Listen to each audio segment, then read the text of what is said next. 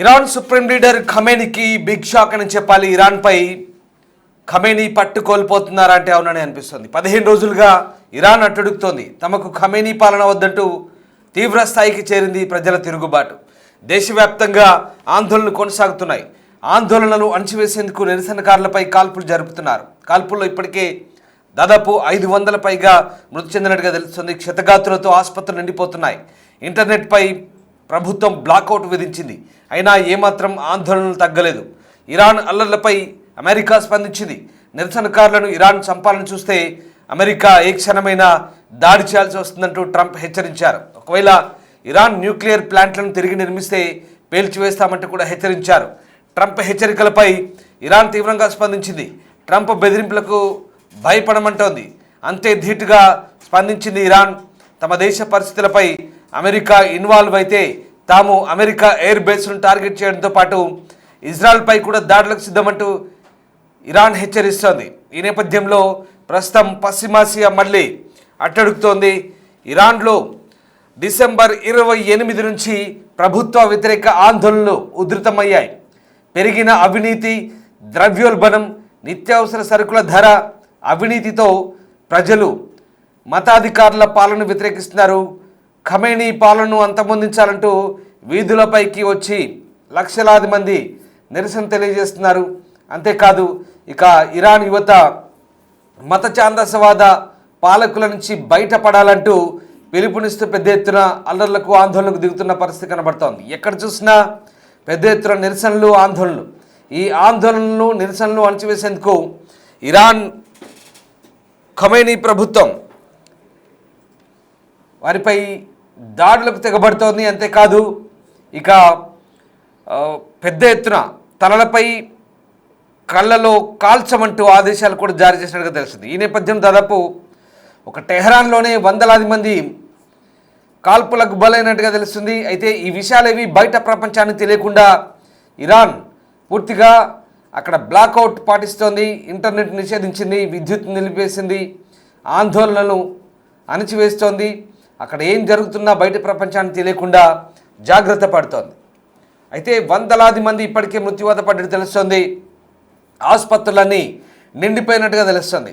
ఇరాన్తో పాటు ఇరాన్లోని టెహరాన్, రాజధాని టెహరాన్తో పాటు సిరాజ్ నగరాలు ఇదే పరిస్థితి. ప్రధాన ఆసుపత్రులన్నీ కూడా పూర్తిగా నిండిపోయినట్టుగా సమాచారం.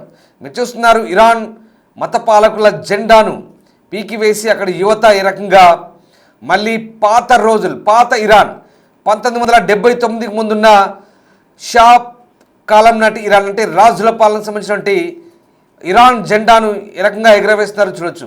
1979కి ముందు ఇరాన్ చాలా స్వేచ్ఛా వాయువులు పీల్చుకునే ప్రాంతంగా ఉండేది.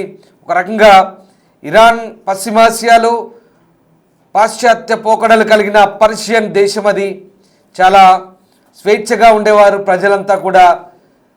వాళ్ళకు నచ్చిన బట్టలు వేసుకొని లేదా నచ్చిన విధంగా ఉండేవాళ్ళు. కానీ 1979 తర్వాత ఎప్పుడైతే ఇస్లామిక్ రెవల్యూషన్ వచ్చిందో దాంతో ఇస్లామిక్ రిపబ్లిక్ ఆఫ్ ఇరాన్గా మార్చి ఇమాం ఖోమెనీ అలాగే ఆయన వారసులు అప్పటి నుంచి దశాబ్దాల కాలంగా పరిపాలిస్తూ మత ఛాందసవాదులుగా ముద్రపడి కఠినమైన ఆంక్షలు విధిస్తూ ప్రజలను ఒక రకంగా భయాందోళనకు గురి చేస్తూ, హింసకు, ఒత్తిడికి గురి చేస్తూ పరిపాలిస్తున్నారు. దీంతో ప్రజల తిరుగుబాటు మొదలైందని చెప్పాలి. ఇప్పుడు 1979కి ముందున్నటువంటి చివరి రాజు షా ఎవరైతే ఉన్నారో ఆయన కుమారుడు రెజా పహ్లావి కూడా అమెరికా ప్రవాసం నుంచి తిరిగి వస్తానంటున్నారు. ప్రజలను తిరుగుబాటుకు ప్రోత్సహిస్తూ ఇప్పటి మతాధికారుల పాలనపై మరింత తిరుగుబాటుకు సిద్ధం కావాలంటూ ఆయన అమెరికా నుంచి పిలుపునిస్తారు. మరోవైపు అమెరికా నిరసనకారులకు, ఆందోళనకారులకు మద్దతు తెలుపుతోంది. వాళ్ళ స్వేచ్ఛా స్వాతంత్ర్యం కోసం పోరాడుతున్నారని, వాళ్ళను ఇబ్బంది పెట్టినా, హింసించినా ఇరాన్ ప్రభుత్వంపై దాడులు చేస్తామంటూ అమెరికా హెచ్చరిస్తోంది. అయితే మరోవైపు అమెరికా హెచ్చరికలను ఇరాన్లోని ఖమేనీ ప్రభుత్వం తీవ్రంగా పరిగణించింది. పార్లమెంట్ అత్యవసరంగా సమావేశమై ఇరాన్, ఇజ్రాయెల్ అమెరికాలపై దాడులకు తాము కూడా సిద్ధమంటూ ప్రకటించింది. ఒకవేళ తమపై దాడి చేస్తే అమెరికా ఎయిర్ బేస్లను, ఇజ్రాయెల్ ప్రావిన్స్లను టార్గెట్ చేసుకుంటామని చెప్తోంది. మరోవైపు మీరు ఆ దృశ్యాలు చూడొచ్చు. ఇరాన్లోని యువత ఇమామ్ ఖొమైనీ పోస్టర్లను కాల్చివేసి దాంతో సిగరెట్లు కాల్చుకుంటున్నారు ఇరాన్ యువత. ఒకసారి ఆ దృశ్యాలు చూడొచ్చు. ఇది ప్రస్తుత పరిస్థితి. ఎంత వ్యతిరేకత ఉందో ఇరాన్ మతాధికారుల పాలనలో, ప్రజలు ఎంత విసిగిపోయారో ప్రస్తుతం మనకు ఆ దృశ్యాలు అద్దం పడుతున్నాయి. పూర్తిగా మత ఛాందసవాదంతో కూడిన పరిపాలన, చాలా దారుణమైన ఒత్తిడి, నిర్బంధం, హింస. దీంతో ప్రజలంతా కూడా తిరుగుబాటు చేస్తున్నారు. అంతేకాదు పూర్తిగా కరెన్సీ పతనమైంది. ఇరాన్ రియాల్ పూర్తిగా పతనమైంది. అమెరికా డాలర్తో పోలిస్తే 14 మిలియన్లు, అంటే దాదాపు ఒక రియాల్ విలువ 14 లక్షల, ఒక డాలర్తో పోలిస్తే 14 లక్షల ఇరాన్ రియాల్స్. ఎంత దారుణంగా పడిపోయిందో మనం చూడొచ్చు. దీంతో పూర్తిగా పతనావస్థకు చేరుకుంది. నిత్యావసర ధరలు అమాంతం పెరిగిపోయాయి. అవినీతి పాలన, అలాగే ఓవైపు మత ఛాందసవాదుల వేధింపులు, ఇవన్నీ తట్టుకోలేక ఇరాన్ యువత, ఇరాన్ ప్రజలు రోడ్లపైకి వస్తున్నారు. టెహ్రాన్, రాజధాని టెహ్రాన్, అలాగే మరొక ప్రధాన నగరమైన షిరాజ్, ఈ ఏరియాల్లో భారీగా నిరసనలు వెల్లువెత్తున్నాయి. దాదాపు 59 పైగా నగరాల్లో ఇరాన్ వ్యాప్తంగా ఎక్కడికక్కడ రోడ్లపైకి జనాలు వస్తున్నారు. భారీగా గుమిగూడి నిరసన తెలుపుతున్నారు. దానికి సంబంధించిన దృశ్యాలు మనం చూస్తున్న దృశ్యాలు కేవలం కొద్ది దృశ్యాలు మాత్రమే, అంతకు మించి జరుగుతోంది. ఇవన్నీ బయట ప్రపంచాన్ని తెలియనియట్లేదు. అక్కడ ఇరాన్ ప్రభుత్వం చాలా దారుణంగా ఉంది సిచ్యువేషన్. ఇరాన్ అట్టుడికిపోతోంది, ఇరాన్ తగలబడుతోంది. ఇది నిజమే. ఎందుకంటే ఇరాన్లో పరిస్థితులు పూర్తిగా దారుణంగా తయారయ్యాయి. ఇరాన్లో ఒక రకంగా పరిస్థితులన్నీ కూడా పూర్తిగా భిన్నంగా మారిన నేపథ్యంలో ప్రస్తుతం ఇరాన్లో చాలా దారుణమైన పరిస్థితులు కొనసాగుతున్న సిచ్యువేషన్ మనకు కనబడుతూ ఉంది. ఇక దీంతో ఇరాన్ సుప్రీం లీడర్ ప్రస్తుతం పట్టు కోల్పోతున్నట్టుగా మనకు అర్థమవుతుంది. డిసెంబర్ 28 నుంచి ఈ ప్రాంతం అంతా కూడా అట్టుడుకుతున్న నేపథ్యంలో ప్రస్తుతం ఈ సిచ్యువేషన్ అంతా కూడా మనకు కళ్ళ కట్టినట్టుగా కనిపిస్తుంది. కొన్ని వీడియోలు మాత్రమే బయటకు వస్తున్నాయి. ఇక తీవ్ర సంక్షోభం ఎదుర్కొంటుంది. నిత్యావసర వస్తువుల ధరలు, ఆహార పదార్థాల ధరలు ఆకాశాన్ని అంటాయి. ద్రవ్యోల్బణం అయితే 50% పెరిగింది. సామాన్యులు బ్రతకడమే కష్టంగా మారింది ఇరాన్లో. ఇక ప్రస్తుతం ఇరాన్ ప్రభుత్వ వ్యతిరేక ఆందోళనలు తారాస్థాయికి చేరుకున్న నేపథ్యంలో వాటిని అణచివేసేందుకు ఇంటర్నెట్ విద్యుత్ సరఫరాలను అక్కడ ప్రభుత్వం నిలిపేసి ఉక్కుపాదం మోపుతున్నప్పటికీ ప్రజలు ఎక్కడా వెనక్కి తగ్గడం లేదు. టెహ్రాన్ వీధుల్లో జనం పోటెత్తడంతో పరిస్థితి ఉద్రిక్తంగా మారింది. ఒకసారి ఆ దృశ్యాలు చూద్దాం.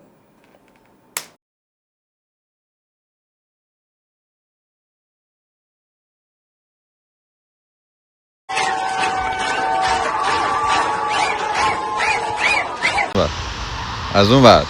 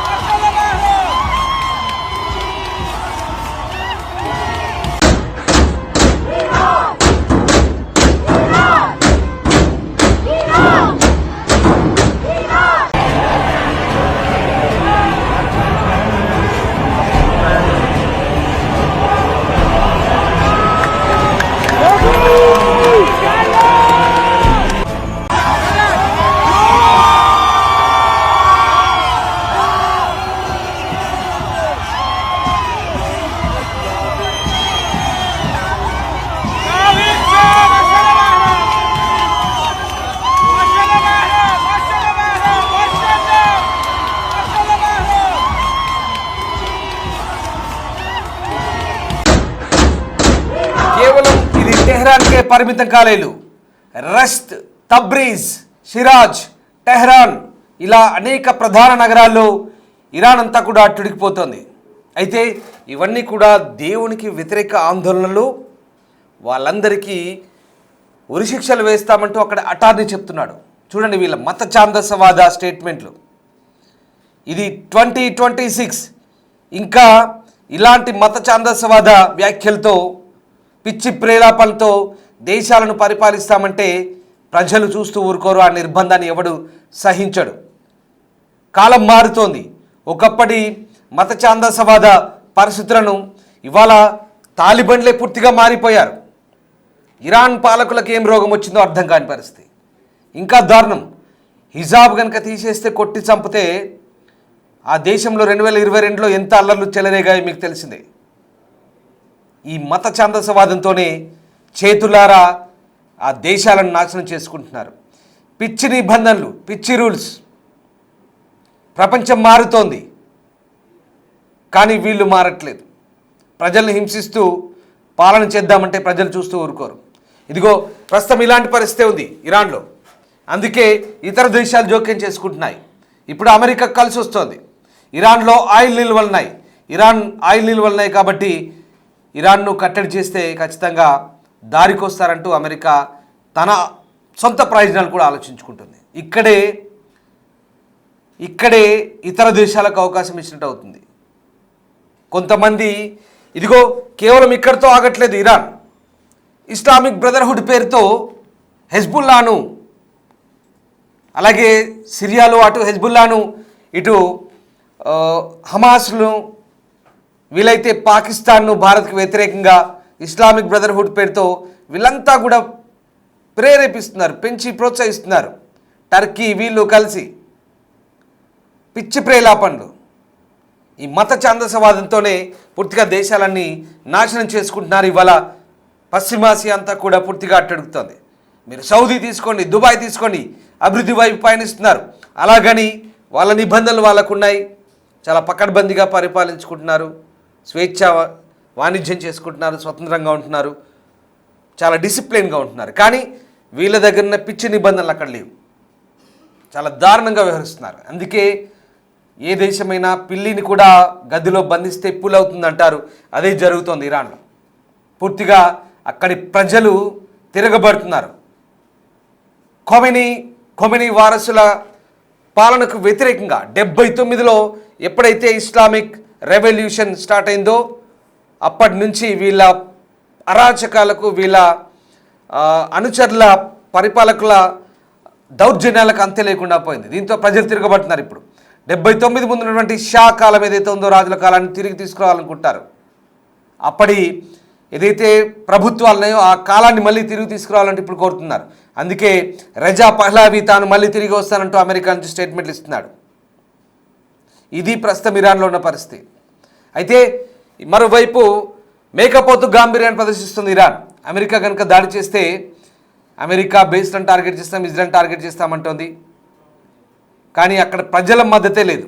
అది మాత్రం గమనించారు. చూడండి ఎంత దారుణంగా ఉందో. విద్యుత్ నిలిపేశారు, ఇంటర్నెట్ నిలిపేశారు, పూర్తిగా అంధకారంలో మగ్గుతోంది, అట్టడుగుతోంది. అయినప్పటికీ కూడా ప్రజలు ఎక్కడ ప్రస్తుతం తగ్గట్లేదనే మనకు అర్థమవుతుంది. ఈ రకంగా 2022 నాటి మహాసామిని ఉద్యమం తర్వాత మళ్ళీ దేశంలో అతిపెద్ద ఆందోళన ఇవనే చెప్పవచ్చు. సో ఆ రకంగా ప్రస్తుతం చేజారిపోతుంది. కానీ ఇప్పుడు ఎంతున్న తాజా సమాచారం ప్రకారం ఇక ఇరాన్పై దాడికి యుఎస్ సిద్ధమవుతున్నట్టుగా తెలుస్తుంది. అమెరికా జోక్య నేపథ్యంలో మరోవైపు ఇజ్రాయెల్ కూడా అలర్ట్ అయింది. ప్రభుత్వానికి వ్యతిరేకంగా ఇరాన్లో నిరసనలు తీవ్రమవుతున్న వేళ ఇప్పుడిక ఆ దేశ రాజధాని తెహ్రాన్తో పాటు దేశవ్యాప్తంగా సుప్రీం లీడర్ అయతుల్లా అలీ ఖొమైనీకి వ్యతిరేకంగా ప్రజలు చేస్తున్న నిరసనలకు మద్దతుగా అమెరికా అధ్యక్షుడు ట్రంప్ ఇప్పుడు ఇక రంగంలోకి దిగే అవకాశం కనిపిస్తుంది. ప్రస్తుతం ఇరాన్పై దాడి చేసి ఇరాన్ పాలకులను గద్దెదించే అవకాశమే కనిపిస్తుంది. మొత్తం మీద ఏదేమైనా ప్రస్తుతం ఇరాన్లో పరిస్థితి అస్సలు బాగాలేదు. అక్కడ ఉన్నటువంటి వివిధ దేశాల ప్రజలు కూడా తిరిగి వచ్చేందుకు అక్కడ ఉన్నటువంటి ఇతర దేశాల రాయబార కార్యాలయం నుంచి కూడా ఇప్పటికే హెచ్చరికలు జారీ అవుతున్నట్టుగా తెలుస్తోంది. మొత్తం మీద ఇరాన్ పార్లమెంట్ హై అలర్ట్ అయి ఇటు ట్రంప్పై ఏదో తాము కూడా దాడులు చేస్తామంటూ స్టేట్మెంట్లు ఇచ్చినప్పటికీ ప్రస్తుతం అయితే సిచ్యువేషన్ అట్లా లేదని కనిపిస్తుంది మనకు. సో మొత్తం మీద సిచ్యువేషన్ చేయి దాటిపోతుంది. పూర్తిగా తమ వైపు దృష్టి పెట్టిన మాపి మీది మీరు చూసుకోండి అంటూ ట్రంప్కు ఇరాన్ హెచ్చరిస్తున్నప్పటికీ కూడా ఎక్కడా ట్రంప్ తగ్గినట్టు కనిపించట్లేదు. సో మొత్తం మీద ప్రస్తుతానికైతే ఆ దేశం పట్టు తప్పిపోతుంది. ఇక ఈ దృశ్యాలు ప్రస్తుతం మనకు ప్రత్యక్ష ఉదాహరణగా కనిపిస్తున్నాయి. సో ఓవరాల్గా పరిస్థితి చేయిదాటిపోతుంది. ఒకప్పటి ఇరాన్లా ఇప్పుడు లేదు. ఇరాన్లో ప్రజలు పూర్తిగా మారాలనుకుంటున్నారు, నిర్బంధం నుంచి బయటపడాలనుకుంటున్నారు, మత ఛాందసవాద పాలన నుంచి స్వేచ్ఛ వాయువులు కోరుకుంటున్నారు. సో ఇప్పుడున్న కాలానుగుణంగా పరిస్థితులకు అనుగుణంగా ఇరాన్ ప్రజలు స్వేచ్ఛగా మారాలనుకుంటున్నారు, మార్పు కోరుతున్నారు. అందుకే వీధుల్లోకి వస్తున్నారు. చూడాలి మరి ఎలాంటి పరిస్థితులు దారితీస్తాయి. అమెరికా జోక్యం చేసుకొని అయతుల్లా అలీ ఖొమైనీని గద్దె దించి ఇతర పాలకులను ఆ గద్దెపై కూర్చోబెడతారా? ఇరాన్ పాలకులకు పరాభవం తప్పదా? ఏం జరగబోతోంది? ముందు కాలమే నిర్ణయించబోతోంది.